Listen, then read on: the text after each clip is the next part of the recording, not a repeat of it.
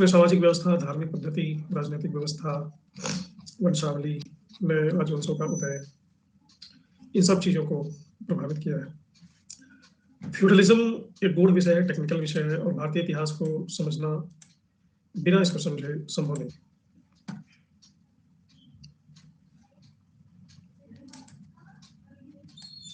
खासकर राजपूत वंशों का उदय फ्यूडलिज्म के बाद ही हुआ।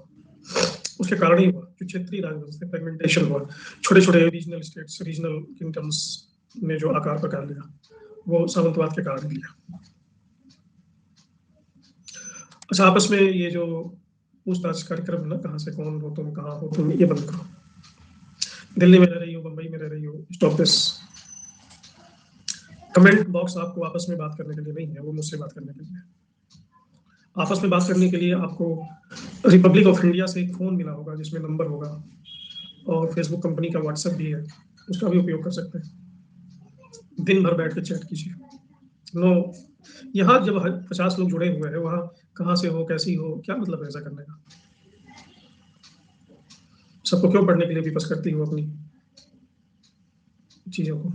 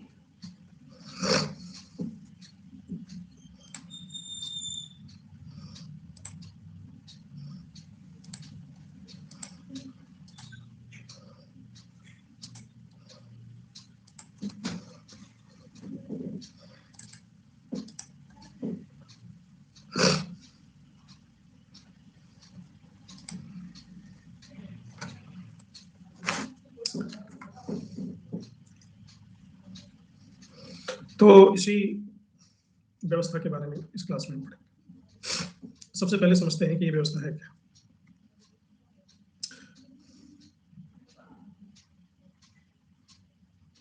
सामंतवाद की शुरुआत का मुख्य आधार है जमीन को वस्तु समझना। जब तक जमीन को देने योग्य वस्तु या दान करने योग्य कमोडिटी नहीं समझा गया, तब तक सामंतवाद की आधारशिला नहीं पड़ी। लेकिन जैसे ही जमीन को वस्तु समझा जाने लगा, इसका दान किया जाने लगा, तो वही सामंतवाद का आधार बन गई। और ये शुरू हुआ सातवाहन काल में। सातवाहन काल में उन जमीनों को जिन पे खेती नहीं होती थी, मठों को या विहारों को दान दिया जाने लगा। मठों और विहारों के पास उन पे खेती करने का कोई उपाय नहीं था, और अगर भूमि पर खेती नहीं की जाए तो और कोई उपयोग भी भूमि का नहीं था कि उनसे कैसे धन प्राप्त किया जाए। तो मठों और विहारों ने संपर्क किया जंगली लोगों से, जंगली लोग यानी आदिवासियों से, जनजाति, और इनसे उन दान में प्राप्त भूमि पर खेती कराई जाने लगी। इससे दो इसके प्रभाव हुए।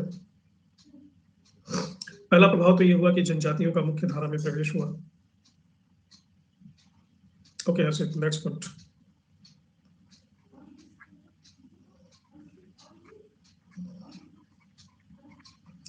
जो कि मुख्य धारा से वंचित थे। दूसरा, ऐसी जमीनें कृषि योग्य होनी शुरू हो गई या प्रॉफिटेबल होनी शुरू हो गई जो जमीनें सदियों से बंजर बनी हुई थी। जनजाति जिन लोगों ने कृषि करना शुरू किया, इनके पास पीढ़ियों से खेती से संबंधित ज्ञान था, तो उन कृषि ज्ञानों को इन्होंने उपयोग भी किया नए जमीन पर, और इससे पैदावार बढ़ा। तो एक तो ये दो प्रभाव उत्पन्न होते हैं सातवाहन काल के बाद। इसका एक दूसरा प्रभाव पड़ा कि मंदिर अचानक से बहुत ही समृद्ध होने लगे, और मंदिरों ने अपना विकास करना शुरू किया एक आर्थिक केंद्र के रूप में। आर्थिक गतिविधियां मंदिरों में शुरू हो गई। आर्थिक गतिविधियां यानी वो सारे कार्य जो बैंक करते हैं। कौन कौन से कार्य करते हैं? ऋण देना, ब्याज लेना, सहायता करना। मंदिरों के आसपास बहुत बड़े बड़े बाजार निर्मित हुए और इन बाजारों के ही आसपास व्यापार कुछ प्रफुल्लित हुआ और इन्हीं के आसपास शिल्पकारों की बस्तियां निर्मित हो गई। मंदिरों को दोहरा लाभ होता था। एक आस्था का लाभ था। कोई अगर मंदिर में दान देना चाहता था तो मठाधीश कहते थे कि यहाँ पे आप मंदिरों में मूर्तियां बनवाएं, देवताओं की मूर्तियां बनवाएं, तो जितने पैसे देने हैं शिल्पकारों को दे दीजिए, शिल्पकार यहाँ पे मूर्ति बनाएंगे। तो इस प्रकार मंदिरों को आप देखे होंगे, प्राचीन काल के मंदिरों को हजारों हजारों लाखों लाखों मूर्तियों में सजाया गया है। वो 1000 लाख मूर्तियां कैसे बनी है? वो दान के कारण बनी है। और दान भी कैसे कोई देता है? कोई मनौती मांगता है, उसकी मन्नत पूरी हो जाती है तो प्रसन्न होकर के वो दान दे। आज भी हम कहते हैं भगवान जी मेरा काम हो जाए तो मैं नारियल चढ़ाऊंगा। तो उस जमाने में मूर्तियां निर्मित किए जाते थे। तो मंदिर इस तरह से आर्थिक केंद्र बनने शुरू हो गए। आर्थिक केंद्र के बनने के साथ साथ मंदिर सांस्कृतिक केंद्र बन गए, क्योंकि मंदिर एक ऐसे स्थल थे जहां पर धर्म तो केंद्र में था और कोई भी आयोजन हमेशा ही, अगर उस आयोजन को हम पवित्रता देना चाहते हैं तो उसको धार्मिक आयोजन बनाना चाहते हैं, यानी ईश्वर को साक्षी मान करके वो कार्य होता है। तो बहुत बड़े बड़े बड़े बड़े मंडपों का निर्माण हुआ मंदिरों में। तो आप पढ़ते हुए अर्ध मंडप, पूर्ण मंडप, मंडपिकाएं मंदिरों में निर्मित होती थी। गोपुरम,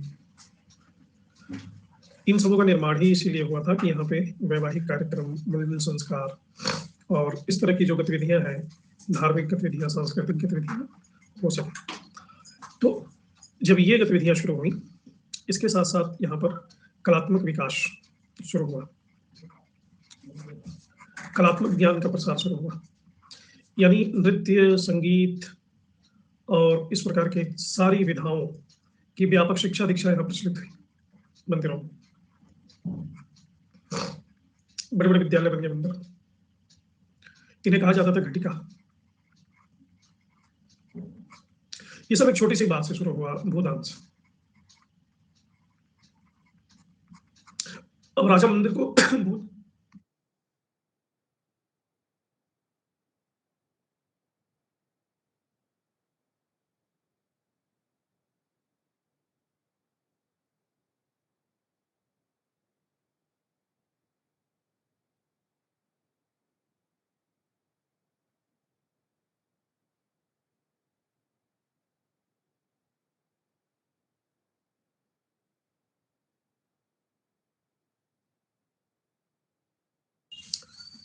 तो ये मंदिरों को भूदान क्यों देते थे? भूदान देने के पीछे कारण था कि मंदिर राजा को मान्यता देते थे। मंदिर और राजा में हिडन पैक्ट था कि हम आपको पैसे देंगे, जमीन जायदाद देंगे और आप प्रजा को बताओ कि हमारे जो राजा है वो सीधे ईश्वर के प्रतिनिधि हैं। उनकी अवज्ञा करना, उनकी अवहेलना करना, ईश्वर की अवज्ञा करना। तो ऐसे जो आबोहवा निर्मित होगी, क्योंकि पूरा गांव आके सर झुकाता है, पुजारी का प्रवचन सुनता है। पुजारी जी बोलेंगे हमारे राजा ईश्वर के ही अवतार है। इस तरह से ये परंपरा पैदा हुई कि ब्रह्मा के पुत्र फला थे, फला के पुत्र फला हुए, और उनकी इतनी पीढ़ी में ये राजा हुए, इक्ष्वाकु वंश, रघु हुए, पृथ्वी हुए, राम हुए, ये हुए, वो हुए। इस तरह से पूरा का पूरा जीनियोलॉजी का निर्माण होता है। तो ये लेन देन है आपस में, ये लेजिटिमेसी देते हैं शासक को और शासक मंदिर को धन देते हैं। ये सिर्फ इस काल में नहीं हुआ है, बुद्ध काल में भी यही हुआ है। क्यों? बड़े बड़े राजा जाके बुद्ध का प्रवचन सुनते थे। बुद्ध काल में नहीं, आज भी होता है। जिस नेता को वोट लेना होता है वो बड़े बाबा जी के पास जरूर वहां जाके सर झुकाता है। अब वो बाबा जी के अंदर अगर 50 लाख फॉलोवर हैं तो 50 लाख वोट दिलवा देंगे। ये पैक्ट होता है। उस जमाने में वोट नहीं दिलवाते थे, उस जमाने में बस यही था कि उनकी बात मानो, वही काफी था। तो ये ऐसे परंपरा चलती है। इस तरह से मंदिरों को हम इतना समृद्ध पाते हैं भारत में। इस समृद्धि के पीछे कारण, एक कारण यही है। बाद में राजाओं के दिमाग में ये आया कि जैसे जैसे साम्राज्य विस्तृत होता चला गया तो इन्होंने जमीन को ऐसे कस्टोडियन कस्टोडियन देना शुरू किया अपने मातहत सरदारों को। अब सामंत उस जमीन का तिहरा उपयोग करते थे।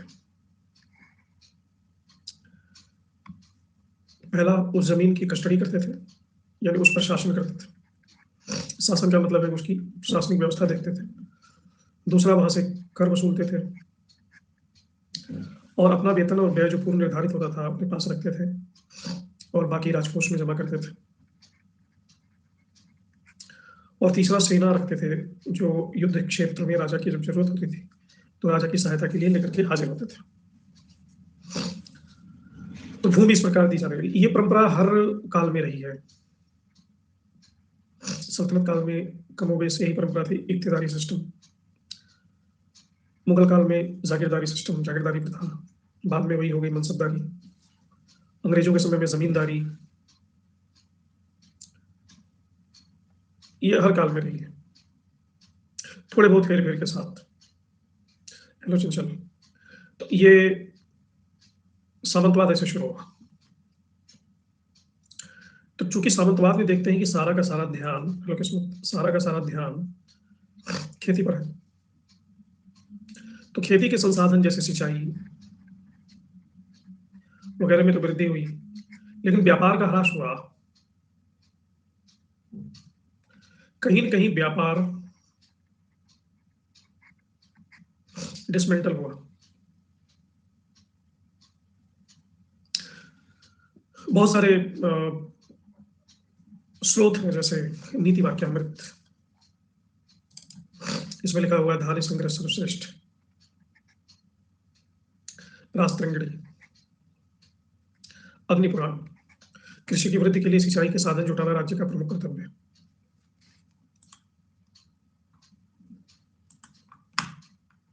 ये कहीं व्यापार की बात करते हुए प्रतीत नहीं होते। क्यों व्यापार का ह्रास हुआ, उसके पीछे भी कारण है। सबसे पहला कारण यह है कि गांव आत्मनिर्भर होते चले गए।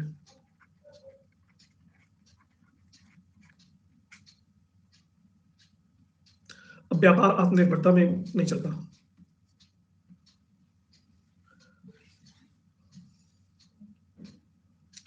व्यापार में ट्रांजैक्शन जरूरी है, क्लोज्ड होकर के काम नहीं होगा। लेकिन यहां देख रहे हैं कि सामंतवाद के कारण सारे विलेज सिस्टम क्लोज्ड हो गए। क्लोज का मतलब ये है कि अपनी जरूरत की मोर देन 90% चीजें गांव खुद ही उत्पादित कर लेते थे। उनको बाहर से बहुत rarest of the rare case में कुछ मंगाने की जरूरत पड़ती थी। कपास उगा लेते थे, कपड़े के लिए तेल उगा लेते थे, भोजन के लिए फसल, इस तरह से।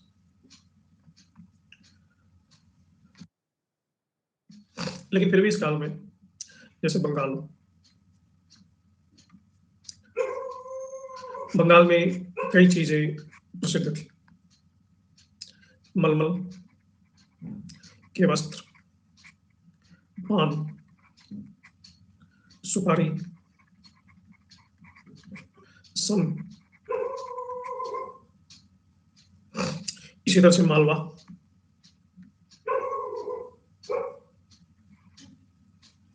मालवा भी कई चीजों के लिए प्रसिद्ध था, जिनमें दो चीजें तो सबसे इंपॉर्टेंट थी। एक था गन्ना, दूसरा नील। गुजरात में द्वारका का इलाका ये दो चीजों के लिए फेमस था, शंख और सीप।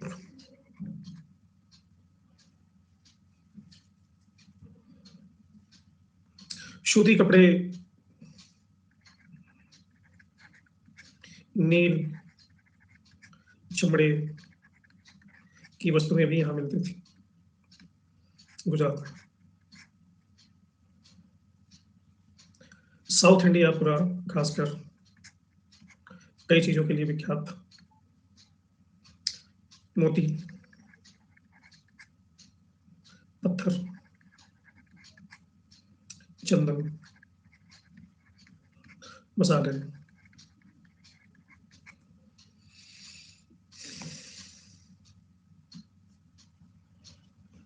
नील बंगाल बिहार में भी था। देश के अनेक जगहों से आने वाले घोड़ों को खरीद कर एक गोष्ठी थी जो घोड़ों को खरीद करके बेचती थी। इस गोष्ठी का उल्लेख मिलता है पेहोवा विलेज में। व्यापार होता था, परस्पर व्यापार होता था, लेकिन ये व्यापार ह्रास हुआ, डिक्लाइन किया। ऐसा नहीं कि व्यापार नहीं होता था, लेकिन वो डिक्लाइनिंग स्टेज में था। अब व्यापारिक मार्ग भी थे पूरे भारत में। अलबरूनी ने इस तरह से 15 व्यापारिक मार्गों का उल्लेख किया है। इवन नदियों में भी आवागमन होता था। नदियों में ट्रांसपोर्टेशन के लिए टैक्स लिया जाता था। उस टैक्स को कहते थे तरशुल्क। तरशुल्क राज्य की आय का महत्वपूर्ण साधन था। पालों के अभिलेख में लिखा है कि तरशुल्क लेने वाले अधिकारी को कहते थे तारिक। इवन कामरूप यानी असम और तिब्बत, इनके ही बीच व्यापार करने के लिए 35 घाटियां थी।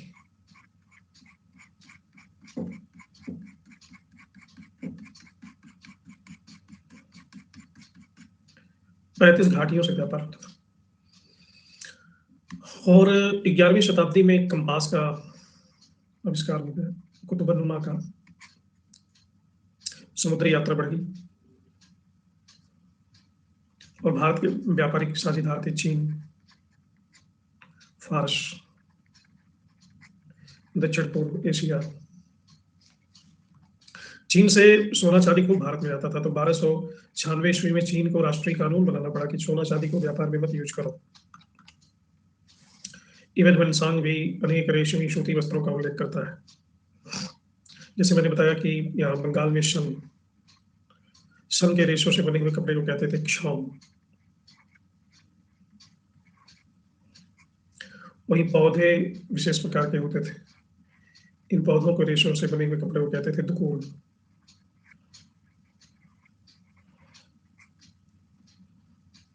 हर्षचरित्र में बहुत सारे रेशमी वस्त्रों का उल्लेख। लालान अंशुक चीनांशुक। इलदृशी कहता है कि मुल्तान वस्त्र उत्पादन का केंद्र था। 12वीं सदी में मनसोल्लास नाम की किताब बताती है कि मुल्तान, गुजरात का भीलवाड़ा और कलिंग, ये तीनों वस्त्र उद्योग थे। भड़ौच में एक स्पेशल काइंड ऑफ क्लॉथ बनता था जिसे कहते थे भरूच। गुजरात में खंभात के वस्त्रों को कहते थे खम्हायात। और कुछ वस्त्र खंभात से विदेशों में निर्यात किए जाते थे।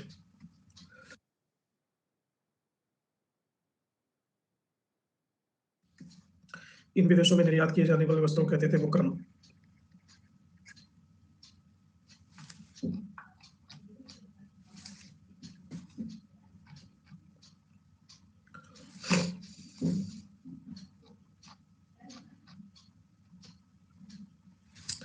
तो ये कमोबेश व्यापारिक स्थिति थी उस जमाने में, सामंतवाद के उदय के बाद।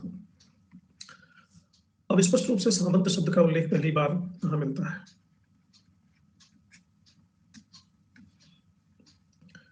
कौटिल्य के अर्थशास्त्र में। लेकिन जो सामंत मैंने बताया, इसका अर्थ वो सामंत नहीं, इसका अर्थ है पड़ोसी।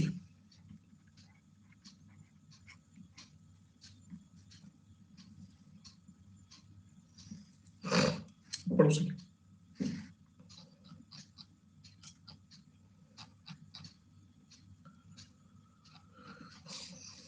लेकिन मैंने जिस सामंत की बात की उसका मतलब है राजनीतिक अधीनस्थ। तो राजनीतिक अधीनस्थ के रूप में पहली बार सामंत का प्रयोग मिलता है 6th सेंचुरी के अभिलेख में, और वो अभिलेख था अनंत वर्मा का।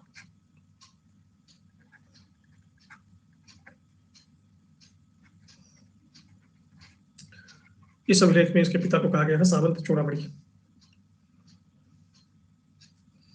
और सामंतों के उपाधियों का वर्णन है पंचमहासप्त, समाधिगत पंचमहासप्त। पंच महाशब्द यानी जो सामंत थे उनको 5 तरह के वाद्य यंत्र बजाने की छूट थी। श्रृंग, श्रृंग एक ऐसे वाद्य यंत्र होता था। तम्मट, शंख, भेरी, जय घंटा, तो 5 तरह के वाद्य यंत्र बजा के चलते थे ऑर्केस्ट्रा के, तो इन्हें कहते थे पंच महाशब्द।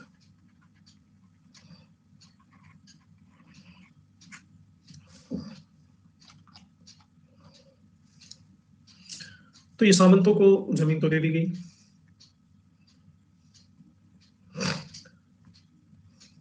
अब जैसे ये सामंत है,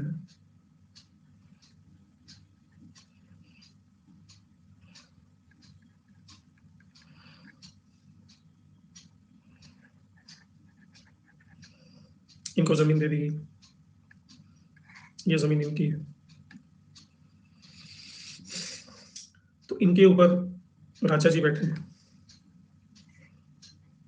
बड़े सामंत।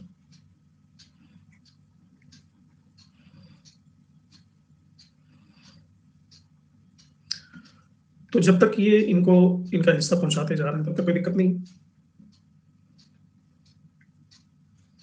और ये तब तक इनका हिस्सा पहुंचाएंगे जब तक ये मजबूत है भाई साहब। जैसे ही ये कमजोर हुए वैसे ये स्वतंत्र हो जाएंगे।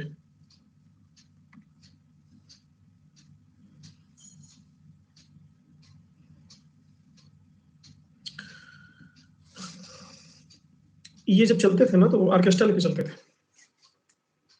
नौबत, नौबत तो मुगल वगैरह बजाते थे, तो इसी से पता चलता था कि फलां सामंतार है। तो जैसे ये कमजोर पड़े तो ये स्वतंत्र हो जाते थे और एक नए वंश की घोषणा कर देते थे। अगर ये कमजोर नहीं पड़े, ये मजबूत ही बने रहे, तो ये उपसामंत रखने लगे। मतलब मामला कुछ ऐसा था कि रेंट पे खुद रहते थे, तो रेंट के कमरे को रेंट पे दे दिया फर्दर।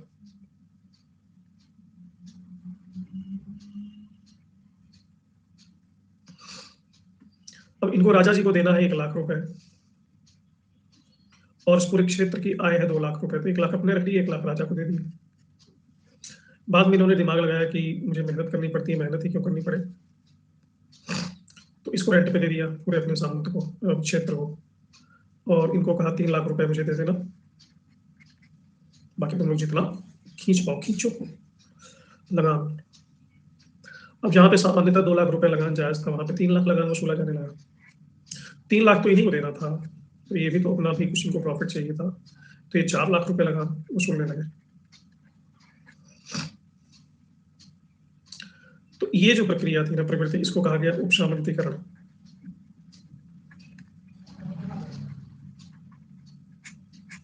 इसका परिणाम क्या हुआ, लाखों ऐसे किसान बेकार करने को बाध्य हुए जिनके पास अपनी जमीन नहीं थी। उन किसानों की भूमि को छीन लिया जाता था क्योंकि वो लगान भी नहीं पाते थे।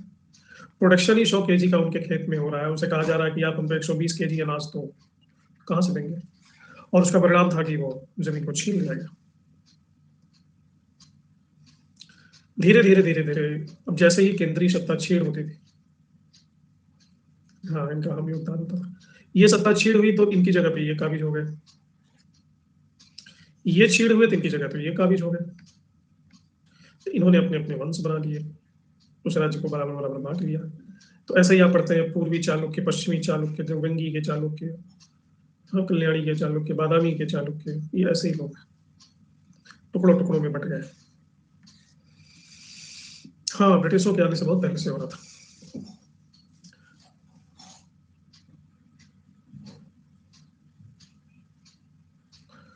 धीरे धीरे ये खुद को राजा बन गए, खुद मुख्तार बन गए, और ये राजाओं के सारे अधिकारों का उपयोग भी करने लगे, जैसे न्याय करना, दंड देना,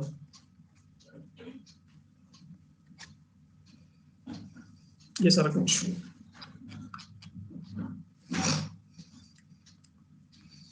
अधिकार को दान में देना, जैसे ये किसी को दान में दे देते तो अधिकार में दे देते। अब किसी ब्राह्मण को इन्होंने कोई गांव दान में दिया,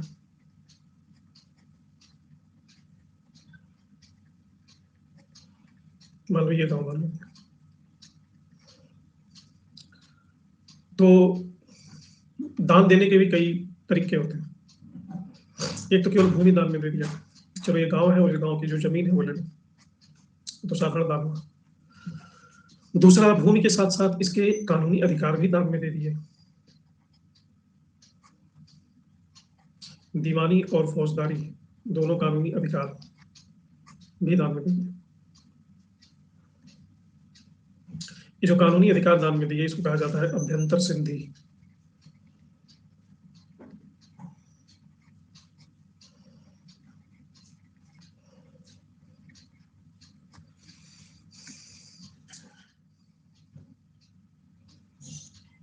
ये सब गुप्त काल के बाद ही मिलता है प्रमाण, उसके पहले नहीं मिलता, खासकर हर्षवर्धन के टाइम में। और देखते हैं कि 11वीं और 12वीं शताब्दी में ये दानवान अपने पीक पर पहुंच गए। तो गुप्तोत्तर काल को प्राचीन भारतीय इतिहास के दूसरे कालों से अलग करने वाला सबसे प्रमुख घटना है कौन सी? सामंतवाद।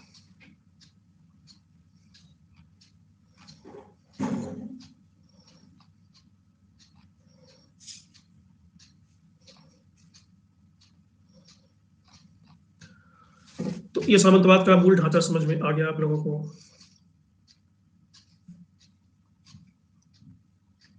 ये है सामंतवाद का मूल ढांचा।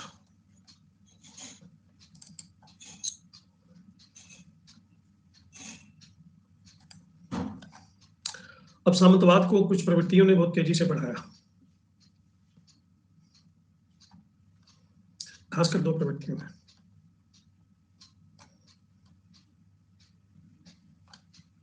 पहली प्रवृत्ति तो ये थी कि वेतन देने के लिए मुद्रा का अभाव था। दूसरा यह विचार कि राजा का सम्मान उसके सामंत चाकर के आकार पर निर्भर करता था।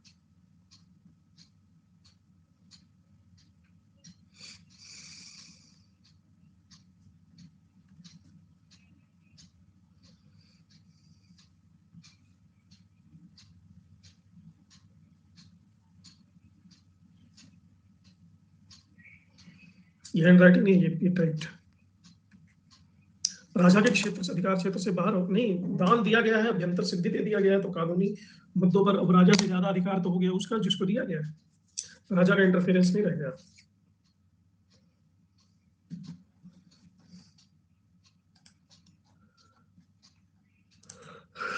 ये हैंड राइटिंग। श्री गणेशाय नमः। श्री भगवान वाचा पूर्वस्मृति सिंधु पूजित चारुका विद्याम जात कार्य न्याय धर्मात्मा कृत्य नित्य चिया शुचि। ये अग्नि पुराण है।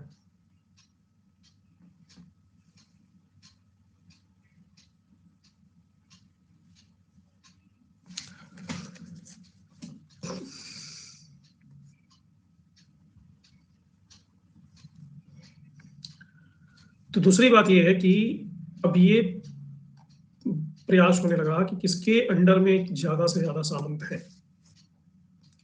तो जिसके अंडर में जितने ज्यादा सामंत है उतना बड़ा राजा है। तो सामंत में अपनी भूमि देने की राजाओं में होड़ मच गई।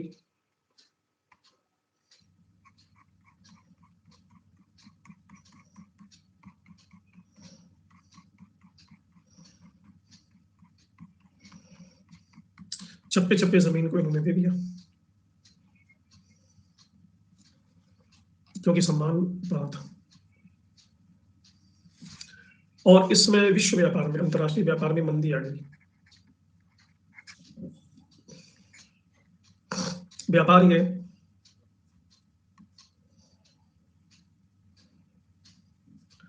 व्यापार में मंदी भी चलती है और तेजी भी चलती है, उसके हजार कारण हैं।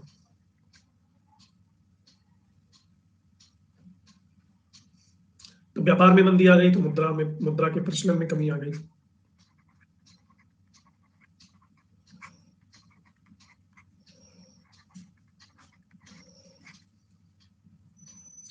अब ये तो कंपलसरी हो गया कि वेतन के स्थान पर या तो गांव का राजस्व प्रदान किया जाए या जिले का राजस्व प्रदान किया जाए।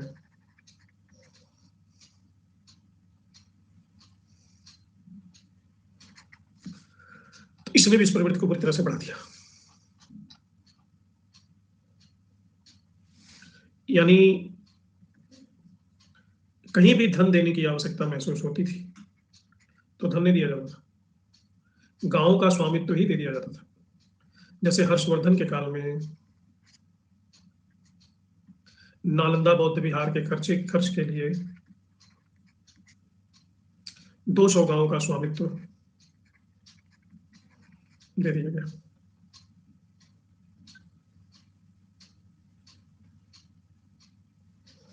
ऐसे भी कुमारगुप्त ने भी ऐसा ही किया था। अब नालंदा के जो कुलपति हैं वो 200 गांव के मालिक हो गए, तो इनको वित्तीय अधिकार भी थे। साथ साथ इन 200 गांवों में कानून व्यवस्था का अनुपालन भी यही करेंगे, न्याय भी यही करेंगे, जुर्माना वसूलेंगे अपराधियों से। तो इस तरह से हम देख रहे हैं कि मल्टीपल राइट्स गिरफ्तार को दे दिया जाता था। सामंत हमेशा से राजवंश के पतन का कारण नहीं थे। सामंतों ने राजवंशों का उत्थान भी किया है। आपने क्षेत्रीय राजवंशों में पढ़ा होगा कि बहुत सारे सामंतों ने राजवंशों की डूबती हुई नैया को उबारा है।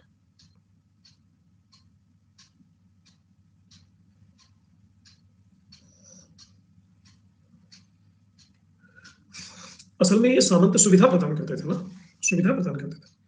अब एक राजा के हिस्से में कैसे संभव था कि वो हर जगह का लगान वसूल करे? उसके लिए बहुत बड़ी फौज रखनी पड़ती है, अकबर की तक करोड़ी नाम के अधिकारी। तो ये सामंतवाद उनके लिए एक व्यवस्था थी। अब इसी समस्या से निपटने के लिए तो अकबर ने मनसबदारी सिस्टम को अडॉप्ट किया कि सामंतों का फ्री स्टेटस खत्म हो जाए और ये सारे वेल निटन हो गए, वेल निट हो गए एक हायरार्की सिस्टम में, एक पदानुक्रम में, मनसबदारी सिस्टम के द्वारा। तो इसीलिए तो मुगल एम्पायर इतना लंबा चला। मतलब मुगल एम्पायर अंग्रेजों के आने के बाद भी 40-50 साल तक चलता रहा। 40-50 साल तक नहीं, समझ लो 250 साल तक चलता रहा।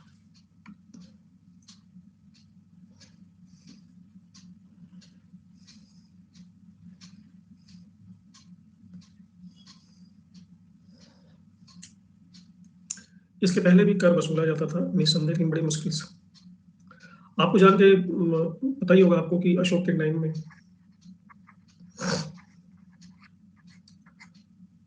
राजकोष खाली रहता था।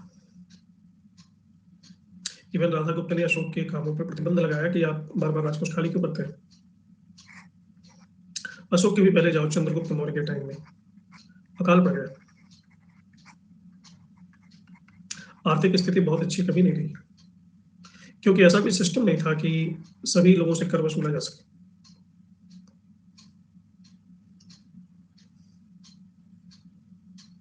चंद्रगुप्त मौर्य को सब छोड़ छाड़ के साउथ इंडिया आना पड़ा।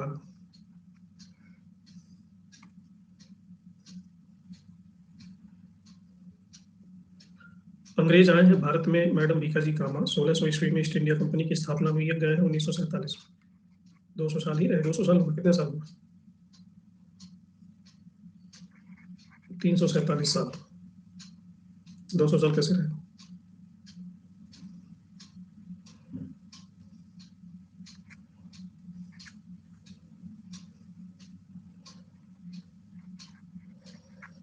बिहार में एक भाषा बोली जाती है दुकौंची। किसी ने सुना? दुकौंची बोलता ना, दुकौंची।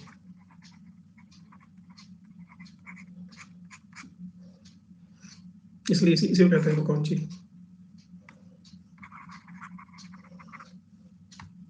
खैर, मैं क्या कह रहा था? हाँ, धीरे धीरे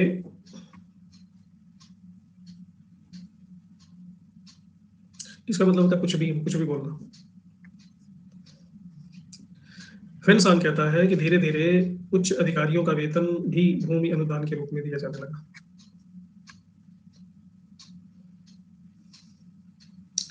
और इस वेतन के अनुदान के कारण भूपतियों का एक विशेष वर्ग निर्मित हुआ। अच्छा, ये भूपतियों का जो वर्ग निर्मित हुआ, ये यूनिफॉर्म नहीं था, ये असमान था।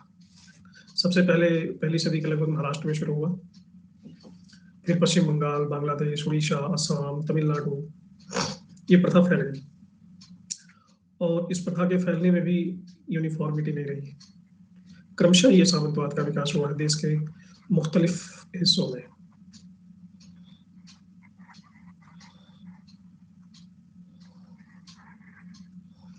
जैसे पश्चिम बंगाल और बांग्लादेश के इलाके में ये 5वीं और 6वीं शताब्दी में, वहीं उड़ीसा में हम देखते हैं 6वीं और 7वीं, असम में 7वीं शताब्दी, तमिलनाडु में 8वीं, केरल में 9वीं 10वीं, महाराष्ट्र में पहली।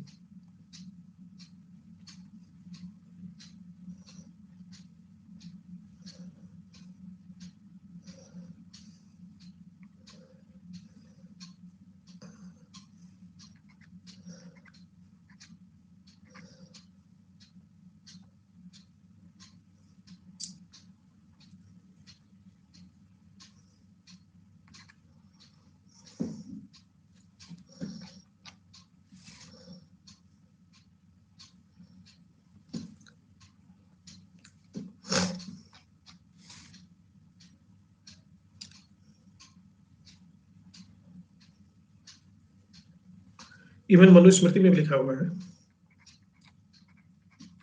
कि 10 गांव का जो टैक्स वसूलता है संग्राहक, इसको भूदान के द्वारा वेतन दिया जाना चाहिए।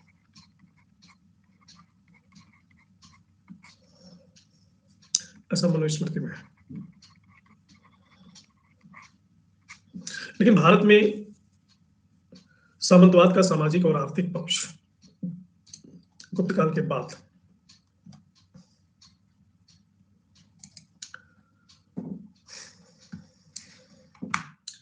जो किसानों के रूप में परिवर्तन आया उससे जुड़ा हुआ है। और यही कारण था कि विंसांग ने शुद्धों को किसान कहा। अलबरूनी ने भी बाद में इस बात को दोहराया है 4 शताब्दी बाद।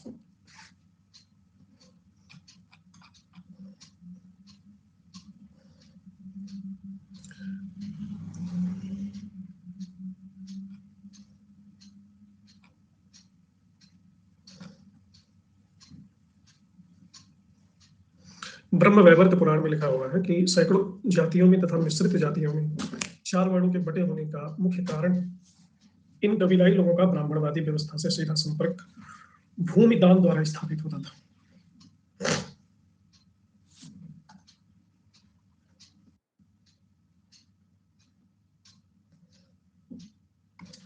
तो सामंतीकरण के परिणाम मैंने आपको बताया। सामंतवाद तब तक ही सुदृढ़ था जब तक केंद्रीय व्यवस्था कमजोर नहीं थी, तब तक सामंतवाद श्रीमंत था। लेकिन जैसे ही केंद्रीय शक्ति कमजोर हुई, वैसे ही सामंतवाद इस केंद्रीय शक्ति का भक्षक बन गया।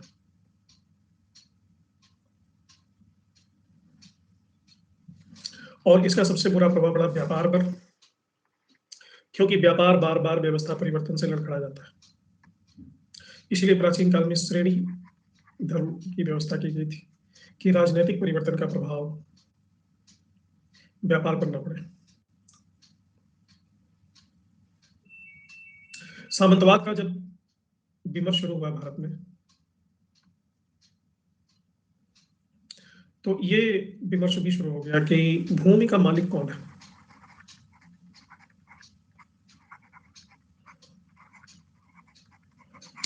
अंग्रेजी इतिहासकारों ने कहा है कि भूमि पर राजा का स्वामित्व।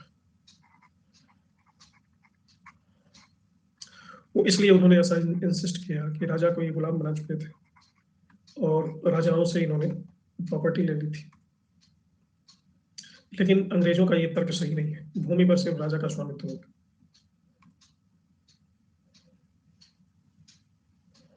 संध्या सब्सक्रिप्शन एक्सटेंड कर लो। इसके लिए पुराने रिकॉर्ड खंगाले गए तो अलग अलग दावे मिलते हैं। मनु कहते हैं भूमि का स्वामी ये है जो भूमि को खेती योग्य बनाता है।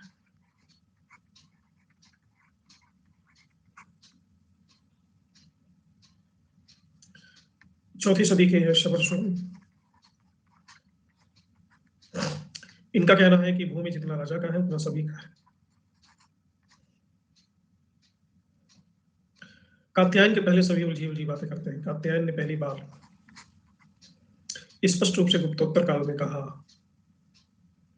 कि राजा ही भूमि का स्वामी है, इसलिए उपज के भाग का अधिकारी है।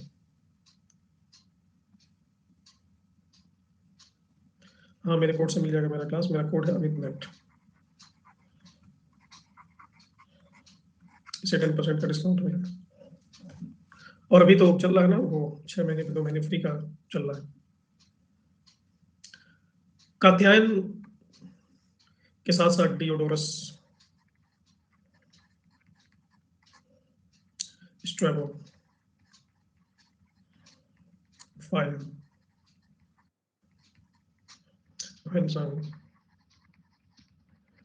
ये सभी कहते हैं कि राजा ही भूमि का स्वामी है।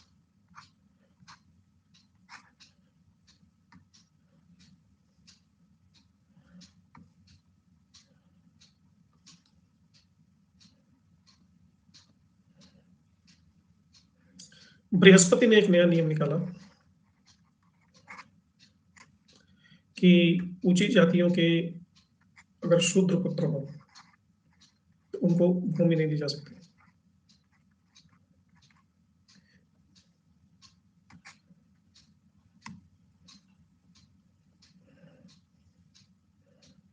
नहीं, 1 साल में 2 महीने, 6 महीने का 1 महीने फ्री।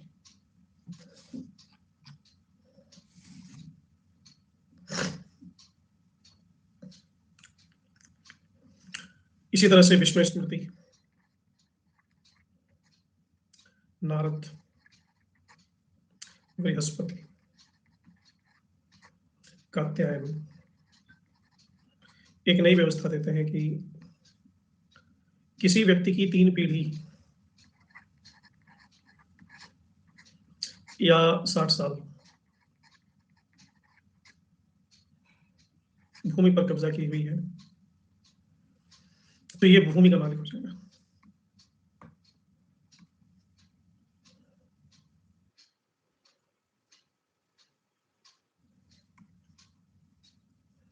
नहीं, फिर आया है, मैंने शेयर किया है वो ऑफर, सर आज ही आया है।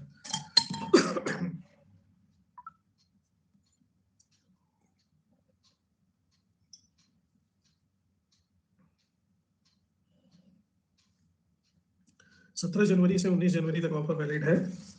6 महीने पर 1 महीने फ्री और 12 महीने पर 2 महीने फ्री।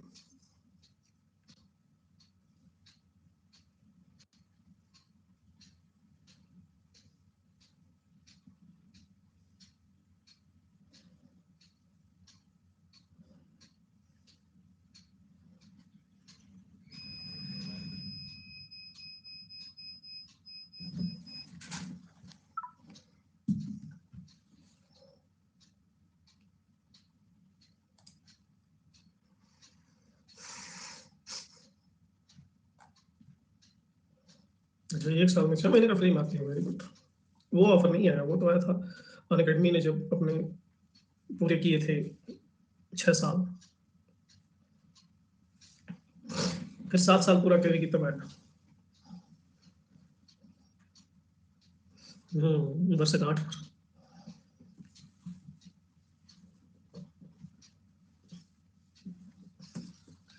तो मिताक्षरा ने कहा कि बहुत अर्ली कर दिए, 60 साल में दे देंगे जमीन, नहीं 100 साल करो।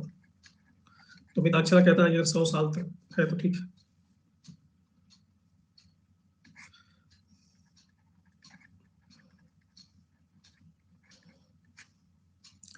और स्मृति चंद्रिका ने 5 साल और बढ़ा दिया, 105 साल करो।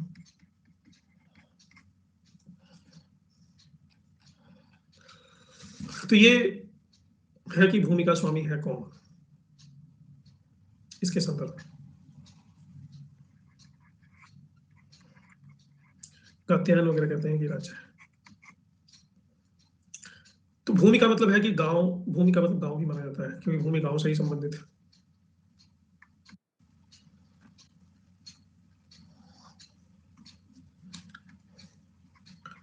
गांव की आबादी का जहां भरण पोषण होता है,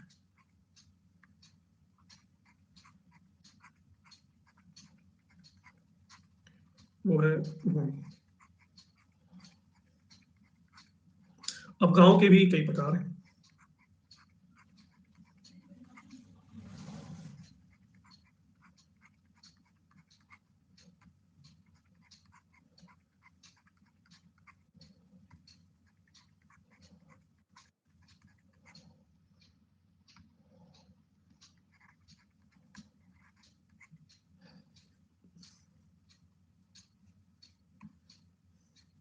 तुम्हारा नेट तो बहुत पहले से गड़बड़ रहता है। गांव के एक प्रकार एक है भंडारवाद। जो नॉर्मल गांव होते हैं, सामान्य गांव, उन्हें कहते हैं भंडारवाद गांव। दूसरा है ब्रह्मदेव गांव।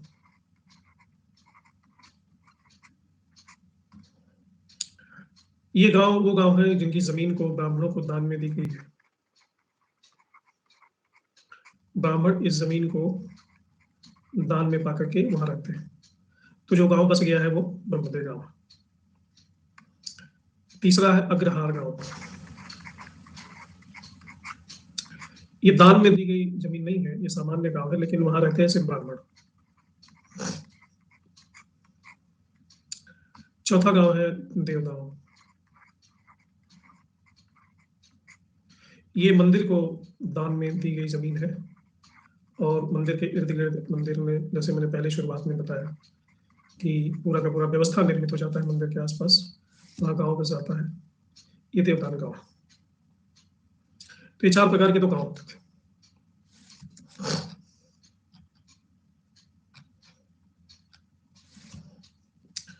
तो समझ में आ गया यहाँ तक?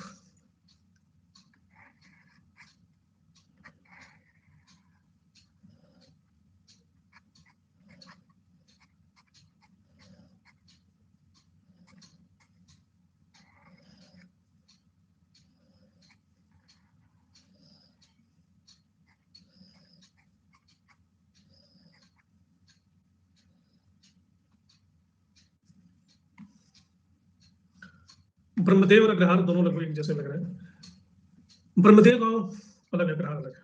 अग्रहार नॉर्मल वो गांव है जहाँ पे ब्राह्मण रहते हैं। ब्रह्मदेव में भी ब्राह्मण रहते हैं, लेकिन ब्रह्मदेव की जमीन ब्राह्मणों को रहने के लिए दान में दी गई है, अग्रहार को दान में नहीं दी गई। अग्रहार में नेचुरली रहते हैं।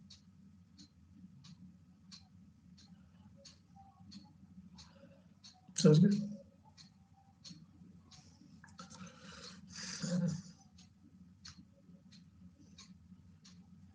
अच्छा संध्या, इसलिए तो मेरे क्लास में टाइम से नहीं आ पाती। मैं कहता हूँ टाइम से क्यों नहीं आती, शुरुआत ही गड़बड़ कर दी। अब ऐसी गलती मत करना। तुम्हारा नाम संध्या से बदल के कर देंगे उषा। भोर में ही आके बैठ जाओ क्लास में।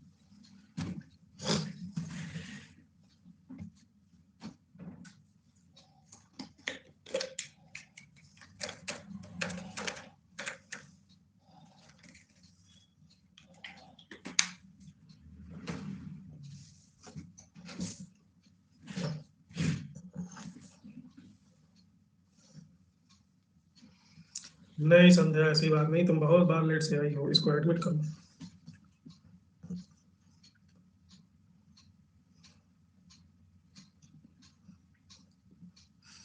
मुझे क्लास में कब कौन आता है मुझे पता है। कब कितने दिन कौन नहीं, जैसे काजल नहीं आ रही आजकल, अब आएगी तो इतना बड़ा सॉरी मारेगी कि मेरा लैपटॉप गर्म हो जाएगा।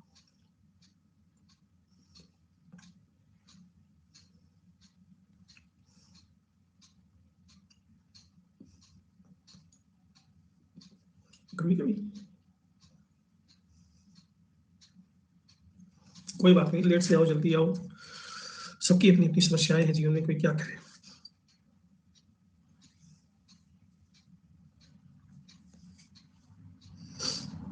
एक क्लास थी, उसमें दो प्राणी थे, एक संजय जी, एक ब्यूटी जी। संजय जी कुछ कहते हैं तो ब्यूटी जी कहती है सही कहा, ब्यूटी जी कुछ कहती है तो संजय जी कहते हैं सही कहा।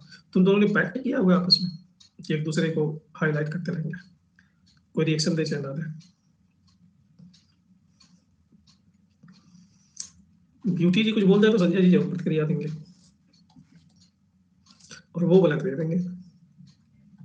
अब इसी चक्कर में ये कवरेज का क्या हाल हो रखा है।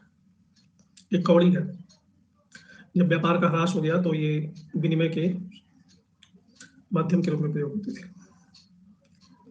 संजय जी मित्र है तो बाकी क्या चलचित्र है।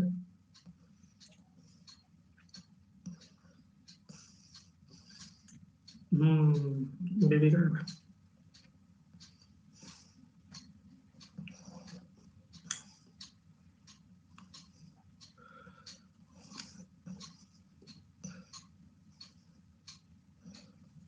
रंजनी क्या है।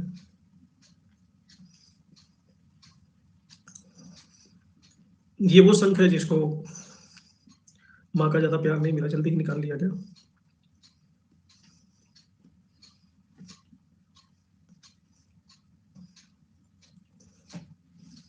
नहीं, कुछ भी शेयर मत करना।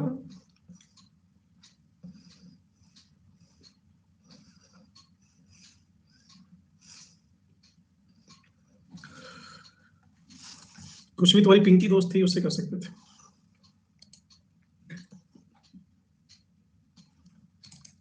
सुखस्य मूलम धर्म, धर्मस्य मूलम अर्थ, अर्थस्य मूलम राज्यम, राजस्य मूलम इंद्रिय, इंद्रियाजयस्य मूलम विनय, विनयस्य मूलम वृद्धोपसेवा।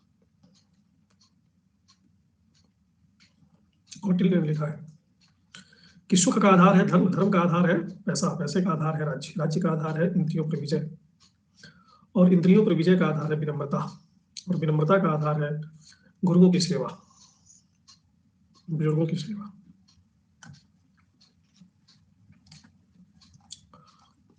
अब इस प्रश्न का क्या आधार है। तारिक नदियों में यात्रा के लिए कर वसूलता था, नदियों में यात्रा के कर को तरशुल्क कहा जाता था।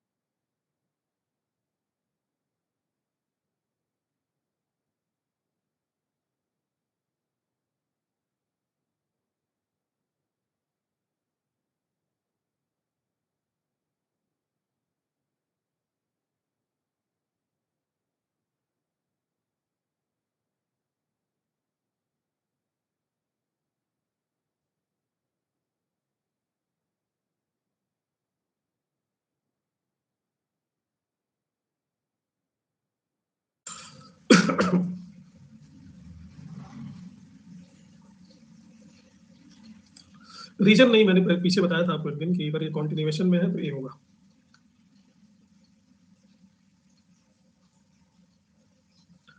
नेट के एग्जाम में ऐसे ए को ही मान लिया जाता है।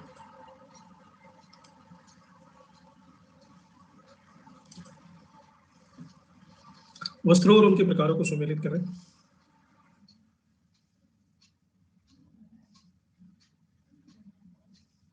क्षोभ, दुकोर, अंशुक, वरोच।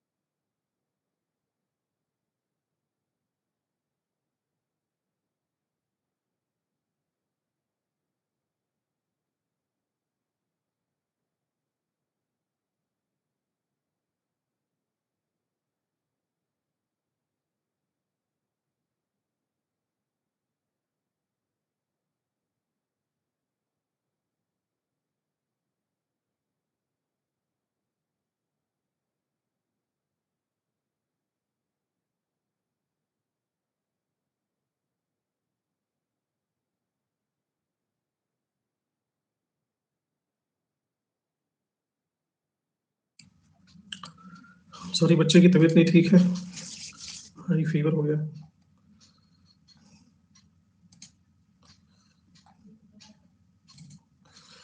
सुनो तो, और उसमें वर्डित को सम्मिलित करें और नीचे दिए कोड से उत्तर दें। मनसोला स्वयं बटेरा विलेट अल इद्रिशी।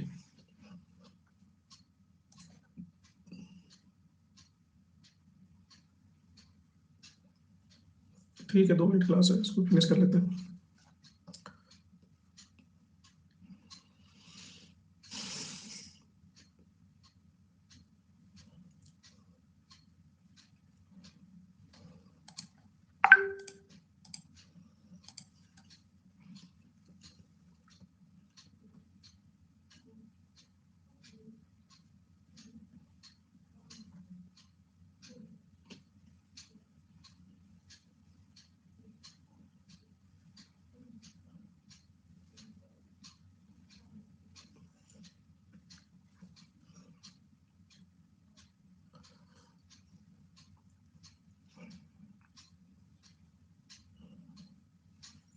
एक मिनट और,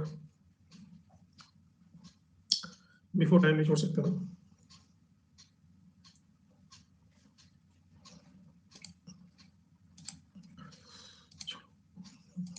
फाइनल लेटर कोड है। मोहित first, Chanchal second, Ranjani third, upma, Jayanti, Sonia, Neha, beauty, Ankita and Fortune. तो इसी के साथ ही सत्य को विराम देते हैं। मिलते हैं कल 6 बजे और 9 बजे। आज तो एंशिएंट वहीं रह गया, मिडिवल हो नहीं पाया, लेकिन कल मॉडर्न करेंगे, मॉडर्न से ही करेंगे।